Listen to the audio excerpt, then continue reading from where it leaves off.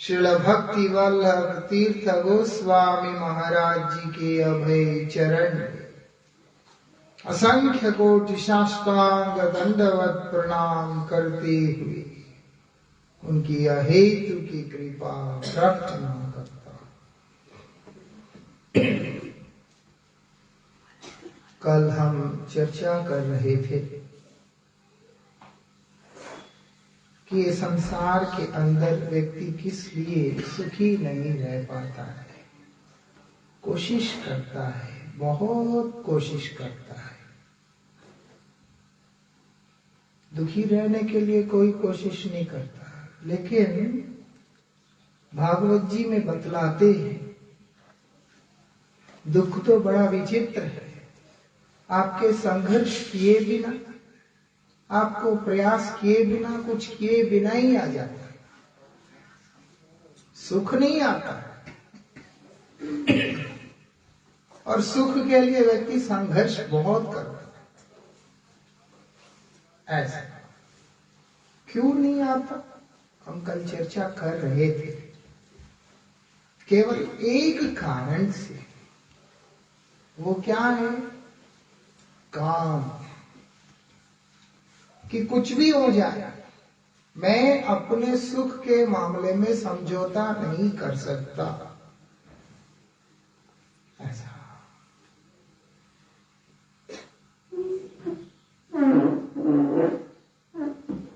आज जब मैं इधर आ रहा था, मुझे एक भक्त का फोन आया था। बोलते परसों हमें रिश्तेदारों के यहाँ जाना है और क्योंकि एकादशी है उनके यहाँ जाना है, नहीं खाएंगे तो नाराज हो जाएंगे, इसीलिए हम क्या परसों एकादशी छोड़ दे सकते हैं? ऐसी भ्रष्ट बुद्धि कहाँ से आता है? एकादशी ना करने वाला व्यक्ति रौरो नरक में जाएगा। भयंकर नरकों का वर्णन है। मूर्ख लोग होते हैं जो कहते हैं हम नहीं मानते नरकों को। तुम जेल नहीं गया इसीलिए तुम बोलोगे कि मैं जेल नहीं मानता, वो बेवकूफी है। जब बेवकूफों वाले कर्म करोगे, जब तुम्हें पुलिस उठा के ले जाएगा और सजा सुना करके जब वहां पर डाल देगा, ओ इसको जेल कहते हैं। ऐसा उसको हम अक्लमंद कहेंगे। ये दुनिया में ऐसे ही रास्ते पे चल रहा है।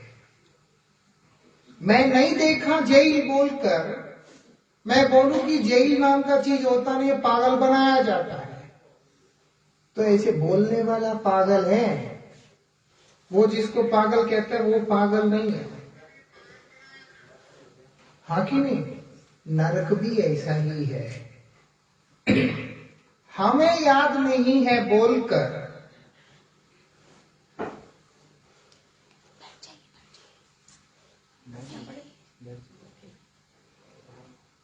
हमें याद नहीं है बोलकर हम ये एक्सक्यूज नहीं दे सकते कि ये एग्जिस्ट नहीं करता है। It do exist. ऐसा कौन जाता है? ऐसे लोग जाते हैं एकादशी नहीं करना। और इसी बुद्धि क्यों आता है? अपने स्वार्थ के कारण। बढ़िया बढ़िया बनेगा, हम व्रत के नाम पे, व्रत के चक्कर में हम ना खा के रह जाएंगे और भाईचारा कैसे निभाएंगे? ऐसे एक सिर्फ एकादशी को लेकर के नहीं है, हर क्रिया के अंदर कुछ भी हम लोग करते हैं वो सब का पीछे हमारा स्वार्थ जो होता है वो प्राथमिक कारण होता है। समझ में आता है? नहीं आता है। किसी ने मुझे पूछा महाराज इतना बोलने के बाद भी समझ में क्यों नहीं आता? है ना? बहुत बोलने के बाद भी समझ क्यों नहीं आता?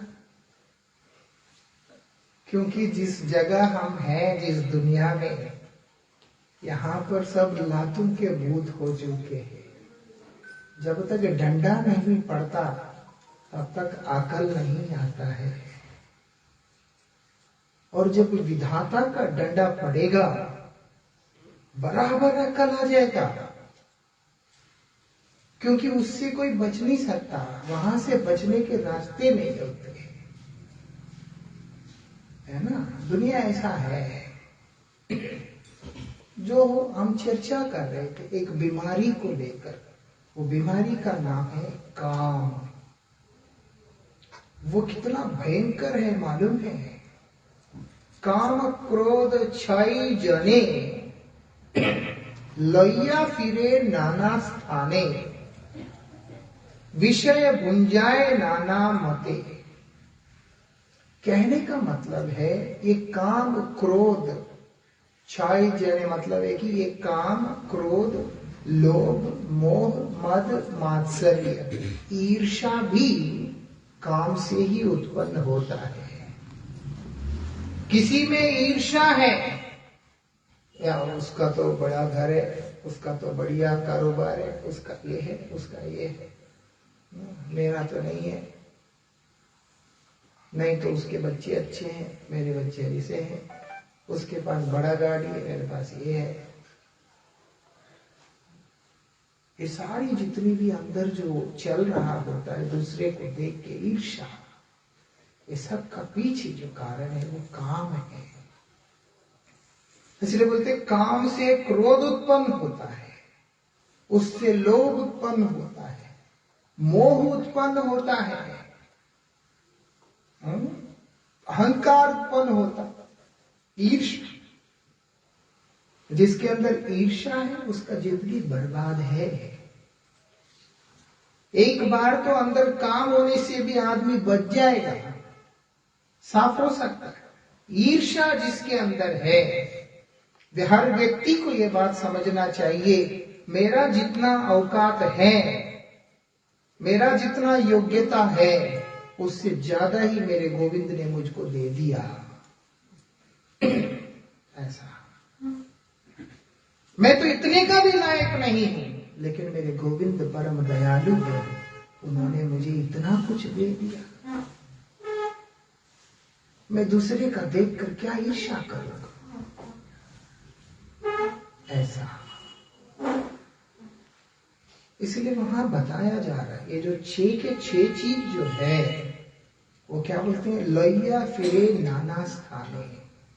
मतलब एक व्यक्ति के शरीर में एक रस्सी इस टांग में, दूसरा इस टांग में, एक इस हाथ में, दूसरा इस हाथ में, एक गर्दन में, एक कमर में, 6 रस्सियां बांध दी।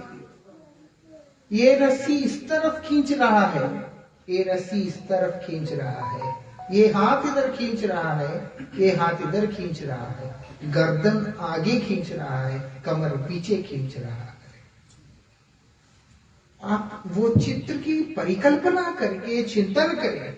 यदि कोई आपके शरीर के ऊपर 6 रस्सियों से ऐसे बांधकर 6 अलग अलग दिशाओं की तरफ खींचेगा, किस प्रकार की वेदना का अनुभव आप लोग कर पाएंगे?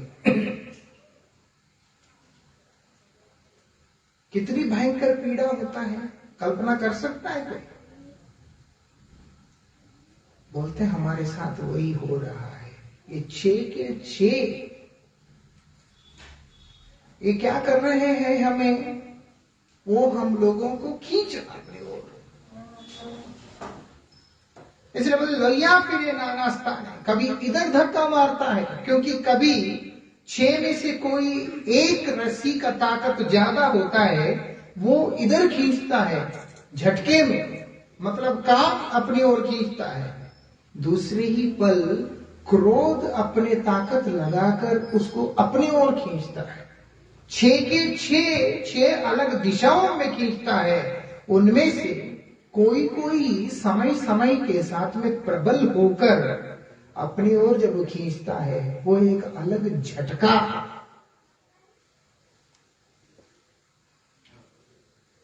मालूम है। और ये जो बीमारियां हैं, इसमें हिंदू, मुस्लिम, सिख, ईसाई, पारसी और पंजाबी, बंगाली, बिहारी का कोई भेदभाव नहीं है। आप चाहे पंजाबी हैं या किसी और राज्य का व्यक्ति है, आप बोले मैं पंजाबी हूं, मुझे कोई वेग खींचेगा नहीं, ऐसा होता नहीं। ये कलेश जो है हम लोगों को बांधकर ऐसे ऐसे खींचता रहता है। और क्या है, विषय भुंजाए नाना मते। और विचित्र बात यह है कि वो तकलीफ अनुभव भी नहीं हो रहा होता है। तो क्यों? क्योंकि गधे के आगे जिस प्रकार से गाजर लटकाया जाता है, उसी प्रकार से हम लोगों के आगे भी इस विषय का सुख को लटका के रखा जाता है। समझ में आता है? विषय का सुख एक गाजर की तरह गधे के ऊपर कितना बोझ ढोते हैं। गधे के ऊपर कम बोझ नहीं डालते, बहुत बोझ डालते। लेकिन जब गधा चलता नहीं है, ऐसे ही ये तो दंड है, एक डंडा लेकर उसके आगे गाजर लटका के गधे के आगे ऐसा रखा जाता है। वो गधा पागल है, उसको देखेगा वो ये खाने को मिलेगा, उसको देख के चलता रहेगा। तकलीफ कितना है। ऐसा बोलते 6 के 6 प्रकार के जो बीमारियां हैं, वो हमको तरह तरह के विषय सुखों में डाल देता है। विषय क्या है? शब्द, स्पर्श, रूप, रस, गंध, 5 चीजों को विषय कहा। शब्द, और इसके बाद स्पर्श, रूप, रस और गंध। ऐसा ये 5 में आदमी को डुबा देता है। शब्द क्या है? प्रशंसा, आपके जैसा कोई नहीं है जी, आप कमाल के, मजा आ गया। ऐसा जैसे लोग हमें आके बोलते हैं, महाराज कथा मजा आ गया, क्या तारीफ। या उनको बोलते क्या गाते हैं आप, ओहो। ऐसा ही गुरु जी की कृपा होने के कारण, भगवान की कृपा होने के कारण, ये जो फेक जो तारीफें हैं वो हमें स्पर्श करता नहीं, लेकिन एक फॉर्मेलिटी हो गया है, करते हैं। और दुनिया के लोग जो होते हैं उनको उसमें मजा आता है, बोले आप कमाल के, बस यही सुनने के लिए तो कान तरस गया। वो बोलते हैं ये शब्द का भूख विषय। आप 2 गालियां आपको कोई दे, आप उसका मुंह भी ना देखना चाहो, और या यहां तक आपको पता चला आपके पीठ पीछे किसी ने आपके बारे में ऐसे ऐसे बोला, उसके बाद आप उसका मुंह देखने के लिए इरिटेशन होगा आपको। अगर मजबूरी में देखना भी पड़े तो शायद देख लो, लेकिन अंदर से ऐसा लगता है कि छोड़ इसको। ऐसा क्यों? क्योंकि कान का जो विषय है, वो जो शब्द जो है, वो हमें अपने ओर खींच रहा है। वो रस्सी जो है, शब्द का रस्सी, वो हमें अपनी ओर झटके से खींच रहा है। स्पर्श, स्पर्श सुख। अब ये जो है नरम नरम एकदम सॉफ्ट सॉफ्ट जो कंबल वगैरह जितने भी सोफा हैं, ये सब किसके लिए है? बैठने से आराम लगना चाहिए, शरीर में एकदम टेम्पटिंग लगना चाहिए, यही सब चीजों के लिए। और स्पर्श सुख किसके लिए होता है? परस्पर एक व्यक्ति का दूसरे व्यक्ति के साथ मिलन के समय जो सुख का अनुभूति है, और अगर वही मिलन विजातीय व्यक्तियों के मध्य होता है, वो जो समय उत्पन्न होने वाला सुख है, वही क्षणिक सुख को स्पर्श सुख बोलते हैं। उसी के लिए आदमी मरेगा। ऐसा उस ब्रह्म का अंश जब देह से स्खलित होता है, मैं बहुत मार्जित भाषा में बोल रहा हूं, आशा करता हूं आप लोगों को समझ में आएगा।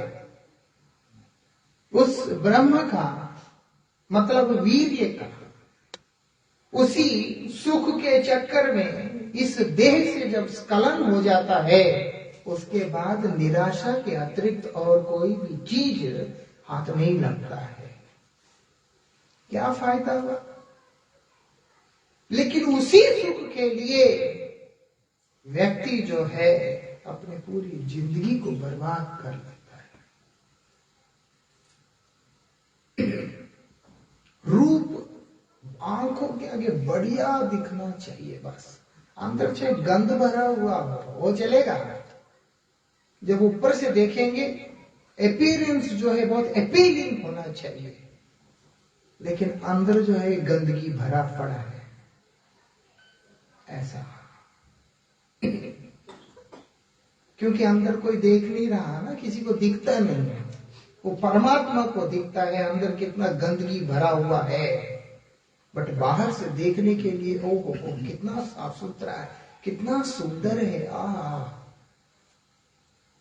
वो भी एक रस्सी है।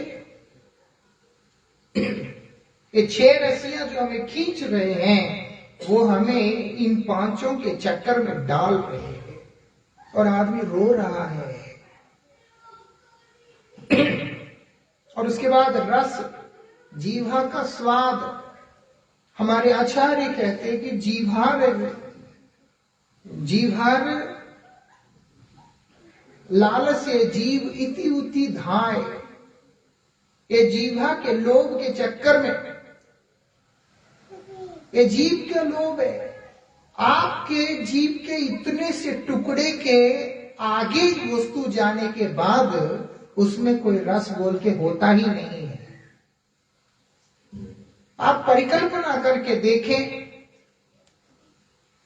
बढ़िया सा रसगुल्ला या राजभोग को खा लीजिएगा, मीठा मीठा रस से भरा हुआ, और उसके अगले मिनट पे ऐसे करके उल्टी करने का कोशिश कीजिए। रुकने की जरूरत नहीं, साथ साथ। और जब वो उल्टी हो जाएगा, उसके अंदर क्या टेस्ट है, दोबारा उसको खाने का कोशिश कीजिएगा। सोचने से भी ऐसा लगता है ना, अरे 2 मिनट भी नहीं हुआ भैया, 5 मिनट भी नहीं हुआ, अभी तो तुमने चबाया, अभी तो अंदर डाला, जो डाला अंदर गया, बाहर आया। वो दोबारा जब अंदर जाने का, उसके बारे में हम चिंतन तक नहीं कर पा रहे हैं। और अगर कोई उसका स्वाद अनुभव करने का प्रयास करेगा, उसे मालूम पड़ेगा कि उसमें कोई रस है ही। वो पहले बार में ही निपट गया ऐसा। इसीलिए रस जो है जीव के इतने टुकड़े से यहां आने के बाद कोई रस बोल के कुछ है ही नहीं है। यहां से चाहे जो मर्जी डालते जाओ, जो ओरल इनटेक जिसका नहीं है, राइस ट्यूब डालते हैं जिसको, वो चाहे लिक्विड डालो, सेमी लिक्विड डालो, चाहे कुछ भी डालो, इंजेक्ट करेंगे उसमें, है ना, पाइप से इंजेक्ट करते हैं उसको ताकि वो अंदर चला जाए पेट में। वो भी कम मुसीबत नहीं है, वो डालेंगे, बराबर फुट पाइप में गया कि नहीं वो भी भगवान के ऊपर ही। वो पहले चेकिंग करते हैं, एक्सपर्ट्स ना हो, थोड़ा आगे पीछे करते हैं, वो एक अलग संकट होता है। अब जिसको राइस ट्यूब के थ्रू जिसको फूड इनटेक हो रहा है, उससे पूछो तुम्हारे जीवा में हमने तुम्हें बीटरूट का सूप दिया, उसका टेस्ट कैसा है?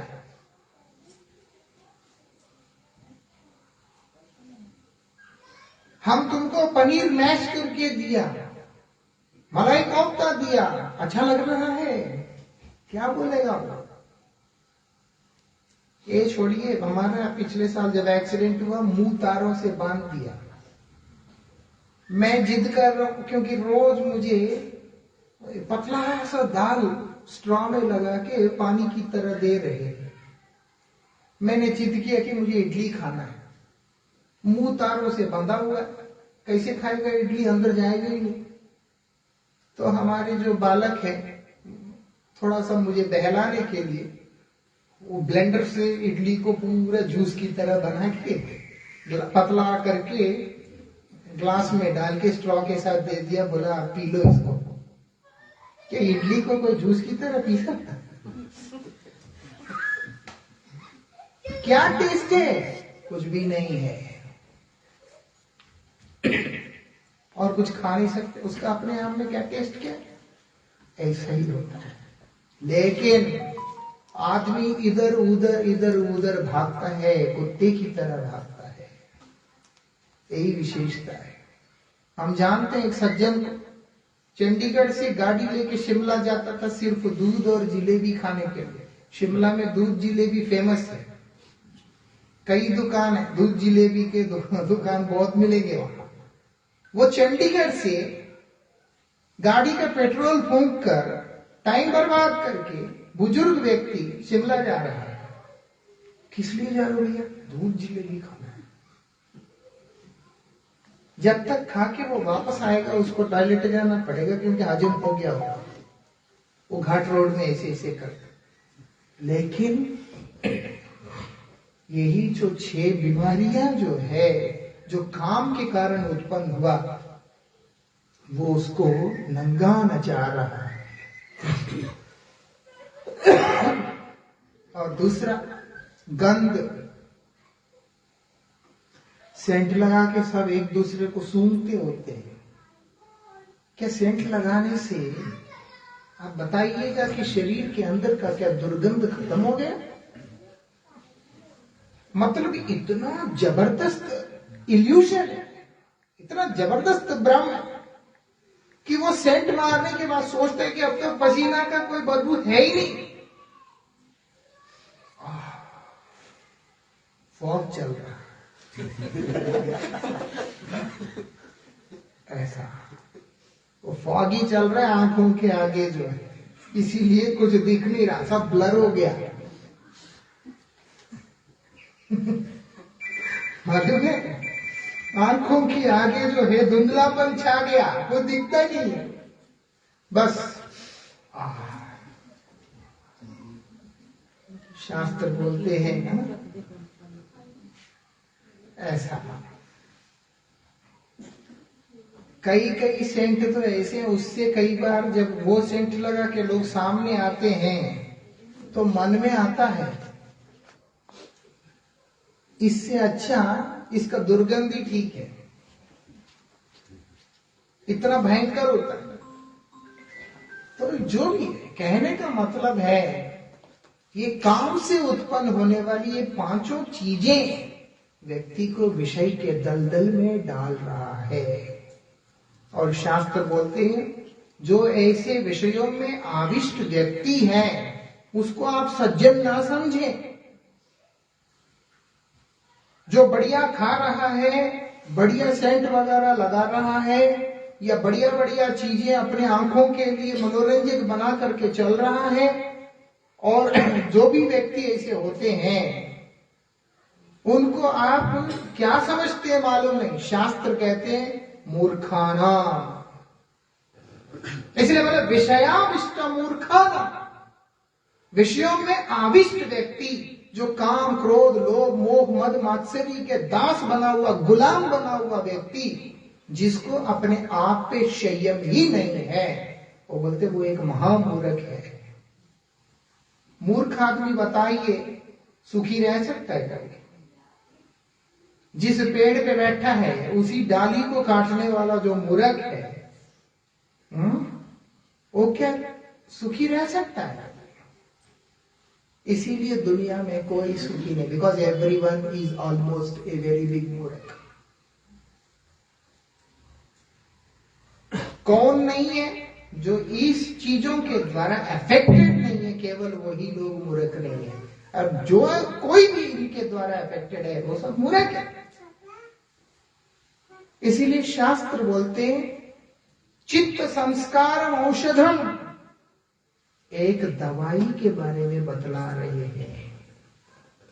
क्योंकि जो सूक्ष्म बीमारियां हैं वो चित्त से संबंधित बीमारियां हैं, मन के रोग है। कौन सा रोग है? काम, वो काम के द्वारा उत्पीड़ित जो हृदय है उसका संस्करण किस प्रकार से होगा, शास्त्र उसको बतला रहे हैं। क्या बोलते हैं? विश्रम्भेन गुरोर सेवा वैष्णवोचिष्ट भोजनम। उसका भोजन क्या होना चाहिए, उसका आहार क्या होना चाहिए? वो बोलते वैष्णव उच्चिष्ट, मतलब भगवत भक्तों के अवशेष, भगवत भक्तों के अवशेष उसका भोजन होना चाहिए। मतलब अपना मर्जी से कुछ भी खाए उसका वो अधिकार भी नहीं है, क्योंकि वो बीमार है। उसके लिए दवाई क्या बोल रहे हैं? वैष्णवोचिष्ट भोजनम, वैष्णव के मुख से निकला हुआ। इसीलिए शब्द भी वैष्णव उच्चिष्ट हो, मतलब भगवान का नाम भी अगर वो करेगा वो भक्त के मुख से निकला हुआ नाम को ही करेगा। शब्द स्पर्श तो भक्त के चरण स्पर्श करे, या भगवान और भक्त के द्वारा प्रयोग किए गए जितने भी उपकरण हैं उनके वस्त्र, पादुका, शैया इत्यादि उनका स्पर्श करे। और उसके बाद रूप, वो बोलते भगवान का और भगवत भक्तों का दिव्य रूप का दर्शन करे, आंखों को गोविंद के पाद पद्म में टिका कर रखे। ऐसा सूरदास जी महाराज बोलते हैं, नयनन की यही चतुरता जो मुकुंद मकरंद ही धावई। अगर आंखों की सार्थकता चाहते हो, बोलते हैं मुकुंद जो भगवान है उनका दर्शन तो करो, उनको देखो। ऐसा तब बीमारी जाएगा। रस बोलते भगवान के द्वारा ग्रहण किया गया पदार्थों का सेवन कर। भक्त लोग ऐसे ही करते, इसीलिए हमारे पूर्व आचार्य श्री विश्वनाथ चक्रवर्ती ठाकुर शुद्ध भक्त की महिमा का कीर्तन करते हुए, शुद्ध भक्तों में अग्रगण्य श्री गुरु की महिमा का कीर्तन करते हुए बोलते हैं, चतुर्विधा श्री भगवत प्रसादो स्वादान तृप्तान हरिभक्त संघा। भगवान के द्वारा ग्रहण किया गया जो भगवत प्रसाद है, विशेष रूप से 4 प्रकार का, चबाने वाला, चूसने वाला, चाटने वाला, ऐसे। इसको साइलेंट कीजिए भैया। हरिकथा थोड़ा सा कठिन वस्तु है, इसमें मनोरंजन होता नहीं, लेकिन प्रयास करने से अच्छा होगा। आप लोग भी किसी का फोन रिंग बजता है उसको साइलेंट कर लीजिए थोड़ा सा। तो इसलिए क्या बोल रहे हैं वहां पर, 4 प्रकार का जो वस्तुएं विशेष रूप से भगवान को अर्पण होता है, वो भगवत भक्तों के बीच में बैठकर ग्रहण करके आनंद लेते हैं। बोलते रस की सार्थकता उसी में, और गंध बोलते घ्राण, वो क्या लेना होता है, भगवान के चरणों में अर्पण किया गया तुलसी चंदन आदि का घ्राण लेना होता है। ऐसा भगवान के चरणों में तुलसी अर्पण करते हैं, चंदन, कर्पूर, केसर इत्यादि, वो बोलते हैं इन सबको लेकर के उसका घ्राण लेने के लिए बोल रहे हैं। ऐसा उसी से हमारा चित्त का संस्करण होगा। इसीलिए बोला वहां पर, केवा से कोरी के पार, कल हम लोग श्रवण कर रहे हैं, काम क्रोध साधके यदि है साधु जनार संग। एक काम और क्रोध जो भक्ति साधन करने वाले जो साधक होते हैं उनका क्या बिगाड़ सकता है, यदि है साधु जनार संग, अगर उनके जीवन में शुद्ध भक्तों का पावन सानिध्य है। इसलिए बोला विश्रम्भेन गुरु और सेवा, महापुरुषों की सेवा करनी है। सूरदास जी महाराज बोलते हम क्या करते हैं, हरिजन छाड़ी हरिविमुखन की निषिदिन करत गुलामी। गुलामी कर रहे हैं।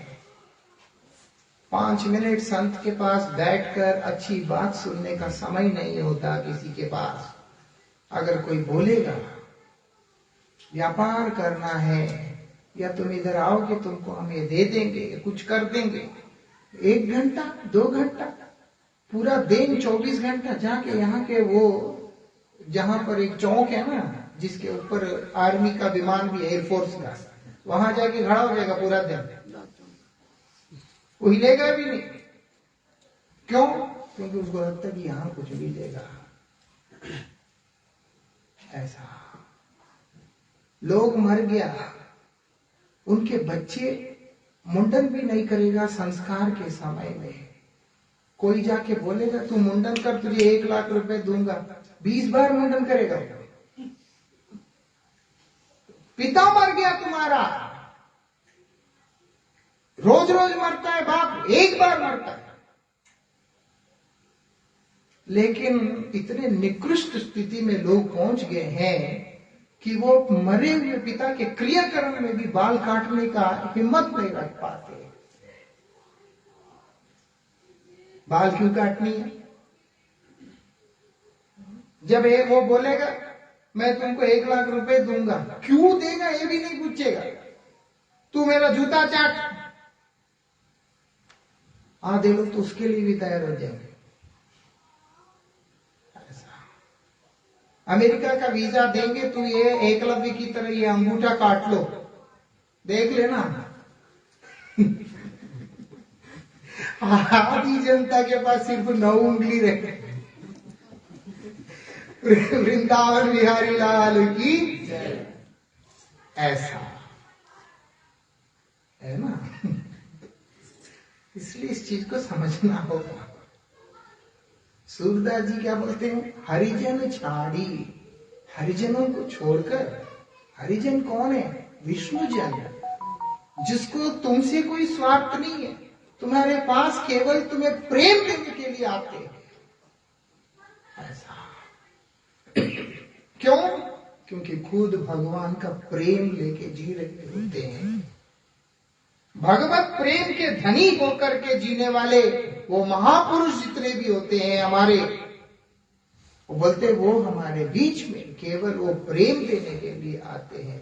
बोलते ऐसे जो भक्त होते हैं उनको मैं छोड़कर जो मुझसे फायदा लेने के लिए, तुम अपने बाप के मरने पे बाल तक नहीं काट सकते हो लेकिन उसकी संपत्ति के ऊपर हक जता सकते हो। इस तरह के लोगों के लिए गधा मजदूरी करके संपत्ति इकट्ठा करके मर जाना कौन सी बुद्धिमानी है? कल्पना करके देखे, ऐसे व्यक्ति जीवन में कभी सुखी रह सकता? खुद डायबिटीज है, 1 रोटी रो पीट के खा सकते, इससे ज्यादा अंदर भी आता नहीं, लेकिन मेहनत करी जा रहे, कमाई जा रहे। किसके लिए? उनके लिए भी कमा रहे हो जो अभी पैदा भी नहीं हुए हैं। तो सुखी कहां रहोगे? और ये सारी बीमारी का जड़ वो काम है जो हमसे नचा रहा है और हमसे सारा काम करा रहा है। उससे बचेंगे कैसे? बोलते यदि है साधु जनार संग, अगर भगवत भक्तों का संग हमें मिल जाता है तो हम उससे बच जाएंगे। भक्त संग में हमें ऐसा क्या मिलेगा जिससे हम बचेंगे? शास्त्र बोलते हैं भक्ति हस्त भगवत भक्त संगेन परिजायते। भक्ति हम लोगों को भगवत भक्तों के सानिध्य में मिलेगी। क्या उसके बिना जो हम करते हैं उसमें भक्ति नहीं है? बोले बिल्कुल नहीं है। भक्ति का परिभाषा कितने लोग जानते हैं? आप बता सकते हैं कोई? भक्ति किसको कहते हैं? कोई बोल सकते हैं आप में से? वो मन में होना चाहिए महाराज, हम तो 24 घंटा मन ही मन कर लेते हैं और उसके बाद सुबह जाते हैं, ये कर लेते हैं, वो कर लेते हैं, वहां कुछ दान कर लेते हैं, यहाँ कुछ और कर लेते हैं। ये भक्ति है? डेफिनेशन ऑफ भक्ति क्या है? नहीं मालूम। बोलते हैं हमारे शास्त्र बतलाते, सर्वोपाधि विनिर्मुक्तम तत्परत्वेन निर्मलम ऋषिकेण ऋषिकेश सेवनम भक्तिर उच्यते। भक्तिर उच्यते, भक्ति इस चीज को कहते हैं। क्या है? सर्वोपाधि विनिर्मुक्तम, हर तरह के उपाधियों से पूरी तरह से मुक्त होकर रहना है। मतलब मैं हिंदू हूं, मैं मुसलमान हूं, मैं क्रिश्चियन हूं, मैं सिख हूं, मैं पारसी हूं, मैं फलाना हूं, मैं ये हूं, मैं वो हूं, नहीं चलेगा।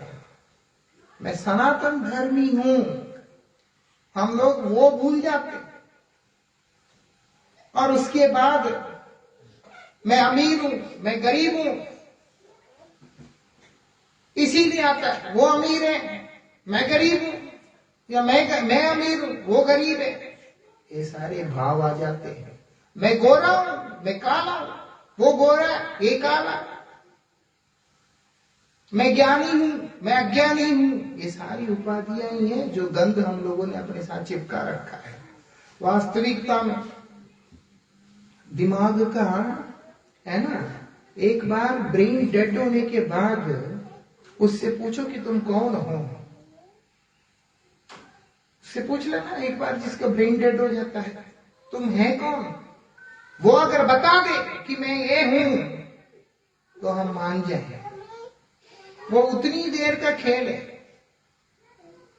हम देखा एक लड़की को फार्मेसी में, फार्मा में पीएचडी किया, बहुत पढ़ा लिखा है, डॉक्टरेट मिला, लेकिन ब्रेन का प्रॉब्लम हो गया था और वो शरीर भी छोड़ दिया।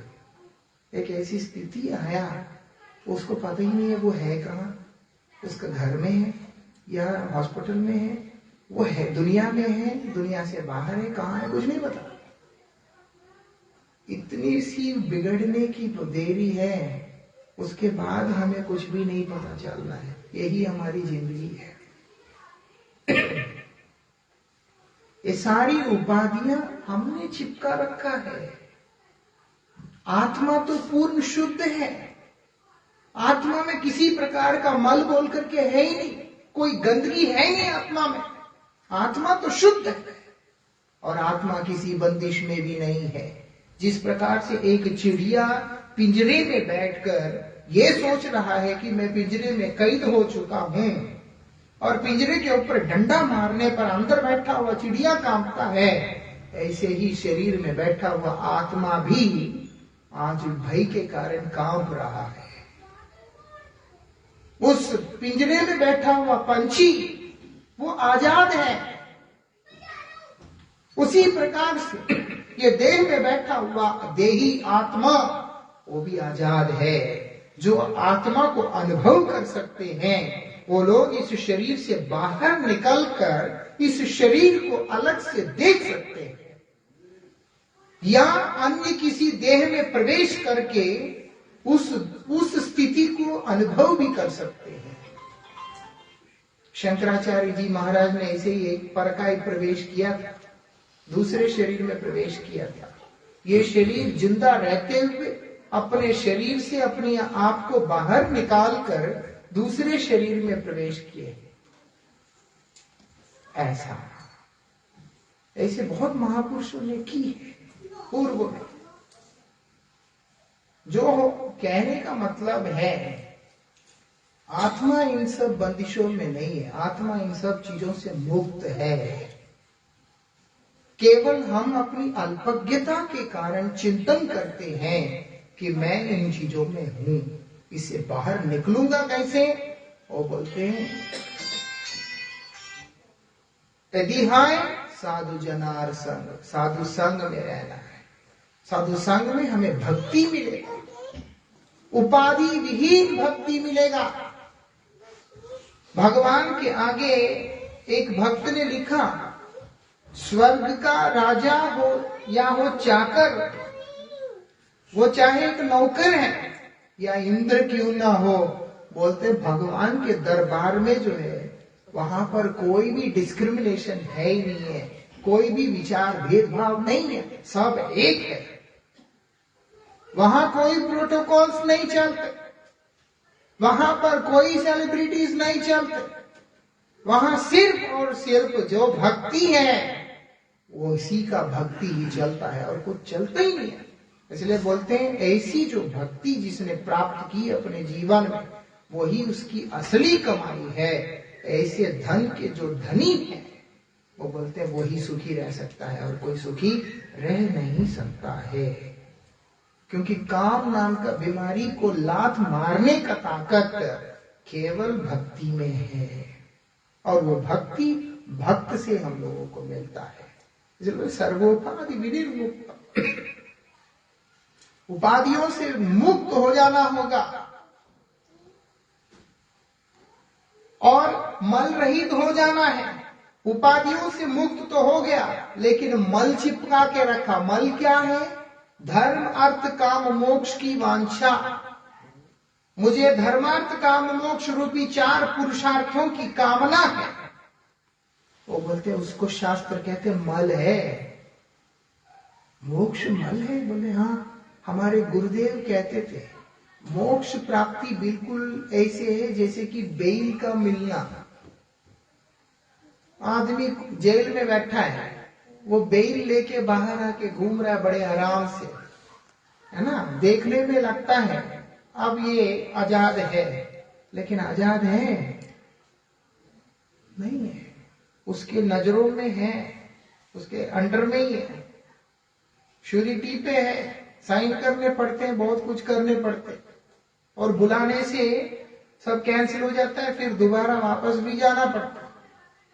ऐसा ये क्या मोक्ष वही है। इसलिए बोलते धर्मार्थ काम मोक्ष रूपी 4 जो पुरुषार्थ हैं उनको क्या बोल रहे हैं? मल है, उसको भी त्यागो। और क्या करना है? ऋषिकेन ऋषिकेश सेवनम। ये बहुत महत्वपूर्ण बात है जो हम लोग नहीं करते।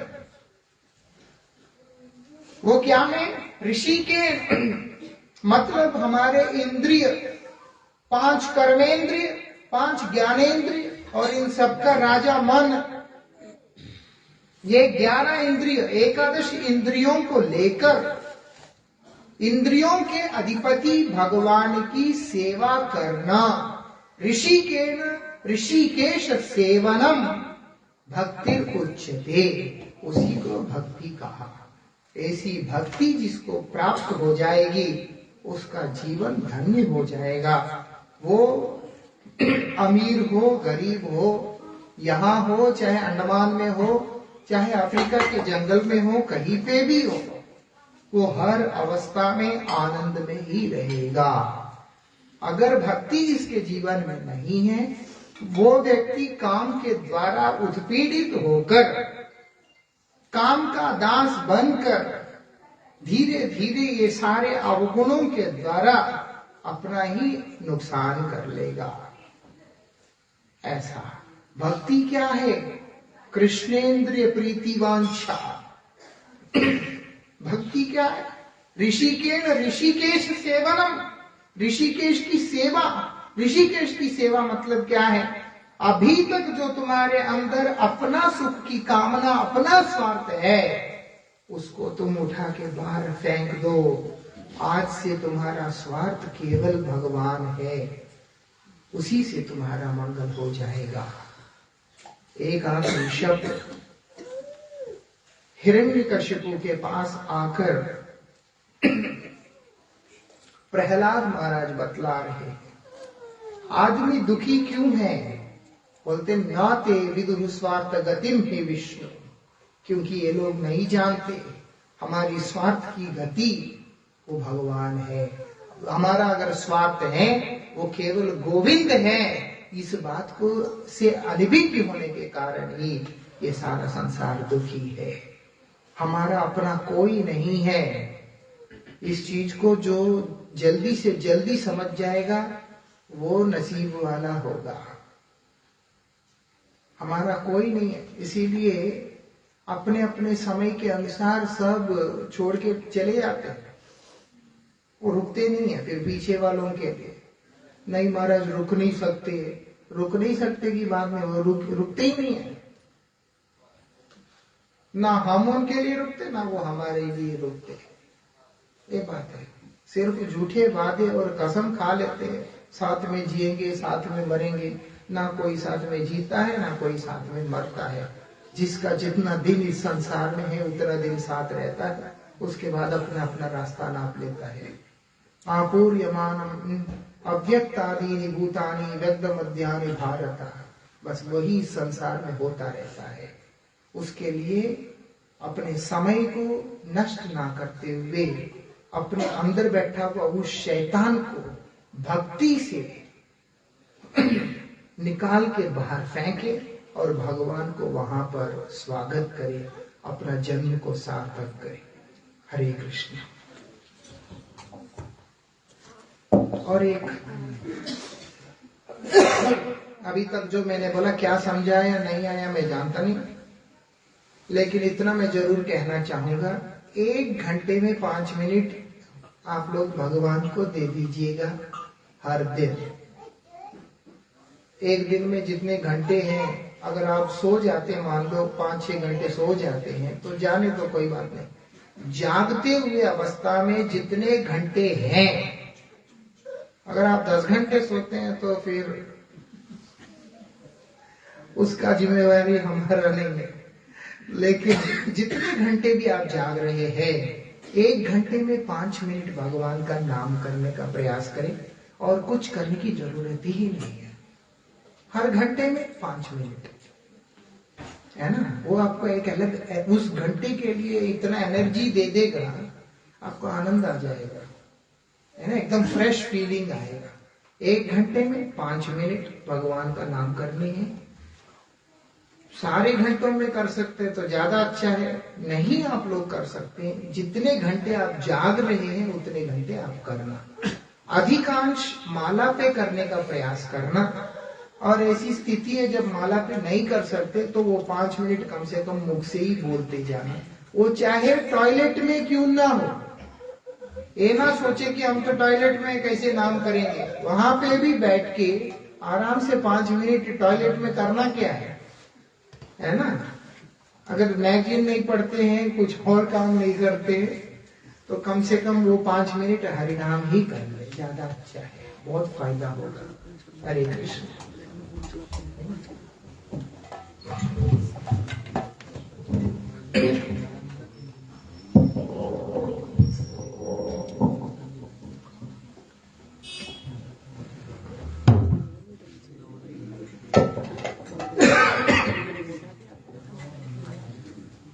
हे गोविंद राखो शरण, अब तो जीवन हारे। हे गोविंद राखो शरण, अब तो जीवन हारे। हे गोविंद राखो शरण, अब तो जीवन हारे। हे गोविंद राखो शरण, अब तो जीवन हारे। नीर पीवाना हेतु गयो सिंधु के किनारे। नीर पीवाना हेतु गयो सिंधु के किनारे। नीर पीवाना हेतु गयो सिंधु के किनारे। नीर पीवा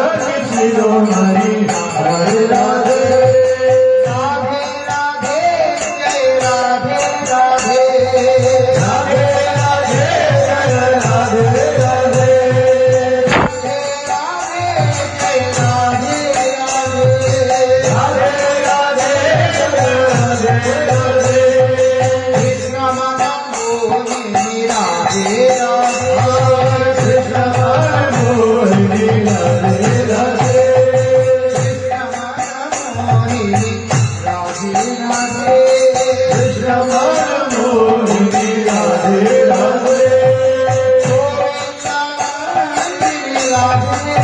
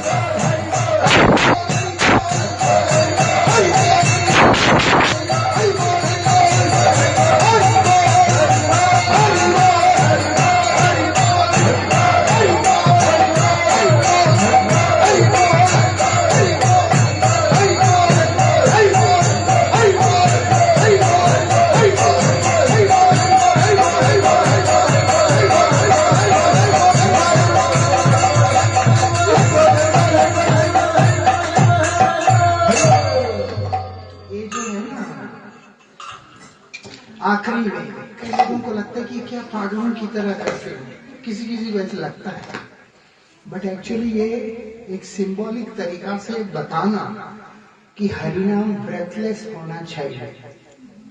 समझ में आता है? ब्रेथलेस होना चाहिए, इतना मतलब लगातार ताल में उसको चलते रहने फ्लो में, कहीं पे भी ब्रेक्स नहीं आना चाहिए। हरि बोल हरि बोल हरि बोल, मतलब मन से करना है कि हे मन तो बिना किसी ब्रेक्स के, इंटरवल के आप प्रतिहत भाव से हरिनाम करना। भागवत में बताया, मैं नहीं बोला, सवै पुंसा परो धर्म यथा भक्ति रधोक्ष। अप्रतिहता भक्ति आत्मा सुप्रसिद्ध। वही जीव आनंद में रहेगा, खुश रहेगा जो अप्रतिहता भक्ति करेगा। वो क्या है? यही ब्रेथलेस चैंटिंग, हरिनाम करना है, ताल वो फ्लो टूटना नहीं चाहिए, यही टूटे ना। इसीलिए ध्रुव महाराज ने खाना पीना सारा कुछ छोड़ दिया था। आखिरी में श्वास लेने में भी उनको तकलीफ हो रहा है कि मेरा हरिनाम में ब्रेक्स आ रहा है। जैसे हम कीर्तन गाते बीच में थोड़ा सा सांस, ध्रुव महाराज को वो भी तकलीफ देने लगा तो उन्होंने सांस लेना भी छोड़ दिया। ब्रह्मांड का सांस रुक गया तो गोविंद को वहां आना पड़ा। ऐसे प्रयोग आप ना करें, लेकिन मेरा कहने का मतलब यह है कि हरिनाम ब्रेथलेस होना चाहिए। उसी को बताने के लिए हरि बोल करके चलता है और कुछ नहीं है ना। हरिनाम करना सुखी रहेगा, हरिनाम करने वाला व्यक्ति सुखी रहेगा। जो बातें मैंने बोला जिसको भी समझ में आया, दया करके जो लोग आप मिलते हैं उनको भी बताना कि अपनी जिंदगी बर्बाद मत करो, उल्टी सीधी चक्रों में पड़ के हरिनाम का सहारा लो। वृंदावन बिहारी लाल की जय। श्री गुरु गौरंग गंधर्विका गिरधारी जय पतित पावन परम करुणामय ओम विष्णुपाद 108 श्रीमद् भक्तिवल्लभ तीर्थ गोस्वामी श्री गुरु महाराज की जय। जय कलिलाभ प्रविष्टों विष्णुपाद 108 श्री भक्ति दयित माधव गोस्वामी श्री परम गुरु महाराज की जय। जय कलिलाभ प्रविष्टों विष्णुपाद 108 श्री भक्ति सिद्धांत सरस्वती गोस्वामी जगत गुरु श्री प्रभुपाद की जय। श्री रूपानंद गुरुवर्ग की जय। श्री गौर हरि की जय। भक्तवत्सल